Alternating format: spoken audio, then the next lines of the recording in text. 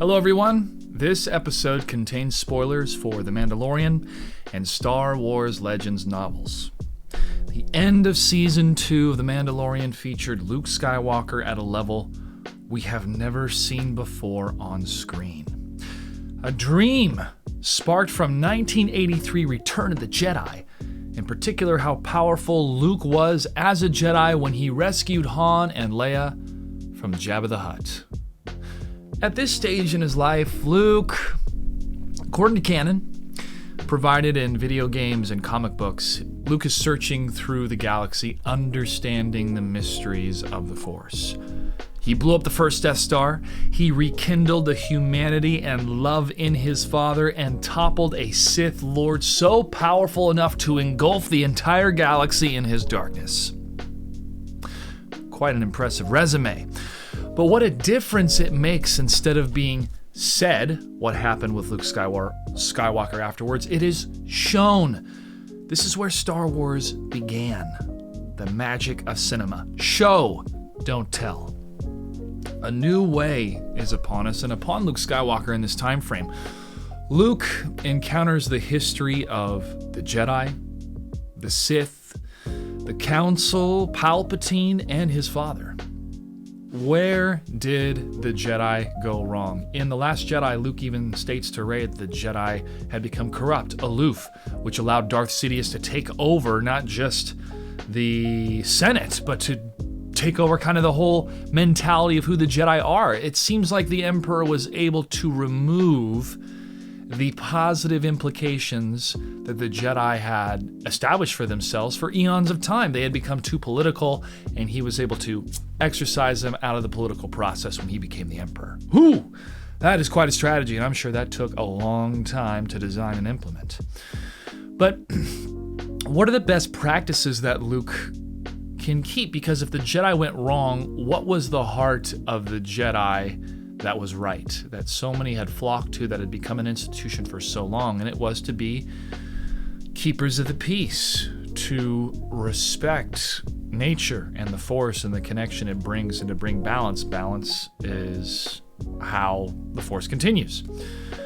So this new way, I feel, is very intriguing for Luke to discover and to evolve the Jedi way and to break itself out from that aloofness separated from life, and instead to embrace life and to embrace love. What are these best practices to keep? Are young children with abilities susceptible to that vulnerability of being ripped away from their parents like Anakin was? The implications of the cost of devoting your life to the Jedi way. What do the Jedi really represent? They shouldn't be just a branch of the government to enforce what the government wants. It should go deeper. Ahsoka could see what it cost her and what the corrupt Jedi Council, or the Jedi way at the time, did to her, and how her life has changed so drastically and where she's ended up.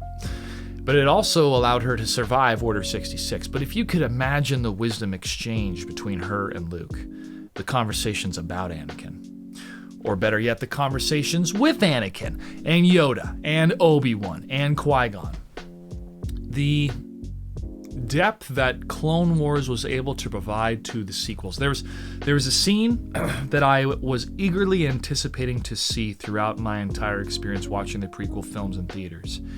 And I wanted to see Liam Neeson as Qui-Gon Jinn appear as a Force ghost. They say it, Yoda says it to Obi-Wan at the end of Revenge of the Sith, but you don't see it. We finally get to see it in Clone Wars. And now that we have it on screen in canon, even in animated form, with the voice of Liam Neeson, it makes the entire process and depth of the Force and how a living being can continue on their consciousness in the living Force afterwards so much more real and intriguing. And how much training does it take to be one with a Force like that? So the continuation of this training and discipline and power is what allowed Qui-Gon to teach Obi-Wan, Obi-Wan continue on in his way to tutor Luke, and then later Luke continuing on to tutor and be guidance for Rey. But the understanding of that process and the depth of the Jedi and the separation of the Jedi from the Sith cannot do that. The dark side does not allow their consciousness to continue as one with the Force, but their consciousness can continue if they're trapped within an item, such as a holocron. But the conversations and the potential of such a scene between Anakin, Obi-Wan, Yoda, Luke, and Ahsoka would be quite a highlight. Quite a highlight. Ahsoka brings so much of a bridge connection between Anakin and Luke, and to have her love for Anakin as, a father figure, someone to look up to, and the betrayal, and for Luke to see what that betrayal really cost the entire galaxy, the ones closest to him, but also the healing nature of Anakin coming back, and what an apology Anakin would have to get to Ahsoka. So I wonder, with the genius of Jon Favreau and Dave Filoni, if they have these scenes mapped up in the future and they're really trying to make the moment perfect. Always leave the audience wanting more. These moments don't have to be a full episode. It could be 5 to 10 minutes, but something that gives so much to the audience because the weight between the characters is so heavy. Fan fiction, fan service, possibly, but also something necessary for the character to have closure, for them to heal and move on. But as the wisdom grows from beyond, the danger from beyond can grow as well. And as the roots of Luke's efforts deepen into the foundation for his academy, a growing threat looms from lingering Imperial forces. The implications of Moff Gideon studying blood, the tanks with the malformed bodies in the Navarro Imperial lab suggest some dark forces at work. High M count, blood, cloning, deduction points to the prototypes leading into the creation of Snoke, a puppet, a conduit, a straw man propped up as a figurehead to hide the true enemy. But before that enemy can be fully manifested in the sequel trilogy, the main threat is Thrawn and his strategic genius. Thrawn is ultimately Ahsoka's fight. She may spearhead the offensive forces while Luke defends, instructs, builds. And if Thrawn is defeated, Luke may serve as an ambassador between the New Republic and the Chiss ascendancy. There may be a child amongst the aristocrats. I was trying to pronounce that right. It's like aristocracy, but aristocrat. The ruling class made up of oligarchs. And the child could exhibit talents within the Force and the Chiss ascendancy. And taking a child from the unknown regions to be trained would create a great deal of tension amongst the Chiss. Luke could enter the crisis of leaving the child to be used as a token of power between the ruling oligarchs, or risk further conflict between the New Republic and the Chiss. Ooh, how much is peace really worth? That's quite an intriguing scenario. But the one person that we would all love to see, the story we would all love to see, even Mark Hamill would love to see, is Mara Jade. Luke starts to follow the thread of Sith cloning. Thrawn's defeat triggers a distress call. Mara Jade, assassin of the Emperor. This could explore why the Sith are so alluring, the power that the Sith can give to somebody outside of the Emperor, and what they can do with that power if they don't want to control the Empire, but have their own means or their own wants. Should it be her own show, though? That's a thing. A character that requires some lifting to give her depth and a threat to Luke, and where she comes from in the history and why she chose to serve the Emperor, and what happens when she meets Luke. The character has so much potential. Should it be fleshed out as a miniseries or a show on her own before meeting Luke? This could be its own video. Probably make it its own video on the thoughts about Mara Jade, but there's so many important moments that happen in the Legends books and the Legend novels that feel, well, at the time, they were canon until Disney bought them out. But we have seen the creative efforts of Dave Filoni and others take these characters from Legends and put them into the canon officially. So if they were able to do that with Thrawn, imagine the possibilities they could do with Mara Jade. And my man Luke Skywalker deserves some love. The guy has sacrificed almost everything he can. He lost a hand. Come on. Deserves to have a little bit of downtime. But the ultimate question is, if there is any type of series, miniseries, full one season or further, or another way to do it is Luke could pop up amidst all the other shows going on and be a character that occurs occasionally. Should they recast him? Honestly, it depends on the technology. If Jon Favreau can make a jungle come to life for 2 hours and create one of the greatest moments in Star Wars despite the less than perfect CG, he is capable of doing this. But the uncanny valley, Luke's moment in The Mandalorian will always be special. And the fact it was a de-aged Mark Hamill as Luke Skywalker was the right decision to make. But if Luke is the main character for a 30 to 44 minute episode, for 8 episodes, that's at least 4 hours of FaceTime. 4 hours of rendered CG for every muscle, every twitch, every ounce of acting that needs to come through. The technology is close. It's super close. But maybe it's just not quite there yet. So what do you think? 4 hours of Luke should be played by Sebastian Stan, or a body double de-aged Mark Hamill, or a mix of both? Let me know in the comments below.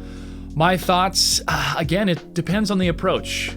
If the giant plan of all these Star Wars shows right now is still to have Luke as a character, but he'll show up for 1 or 2 episodes here or there, it could go either way. It really could go either way.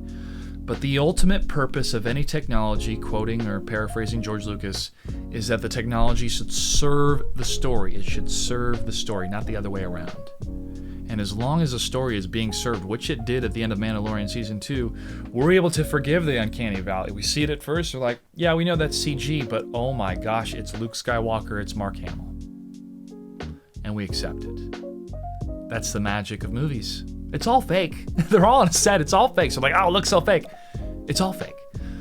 But the technology is getting better and better. Imagine what it was like for Tron Legacy, and how much we have seen improvements from then, but more improvements ahead. And this is Lucasfilm. They always go back and improve the special effects of previous projects, so perhaps we'll get a even more realistic looking de-aged Mark Hamill for Mandalorian or what other type of show. But wow, how much excitement has been generated, how much optimism, and it's like you can feel tangible hope in the air.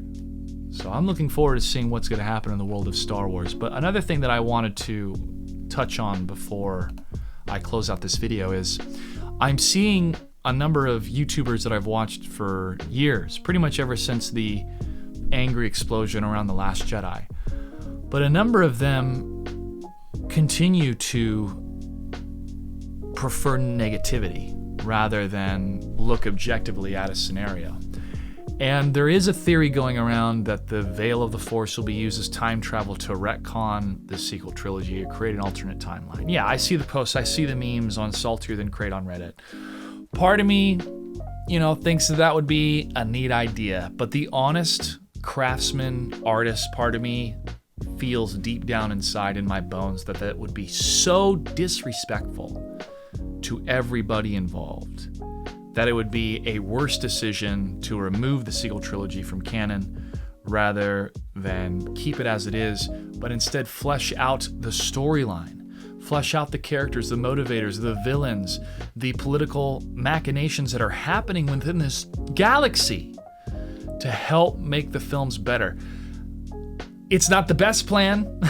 The best plan should make the films the best they can be. But what Dave Filoni has done with the Clone Wars to make the prequels that much more special, they've already done with The Mandalorian.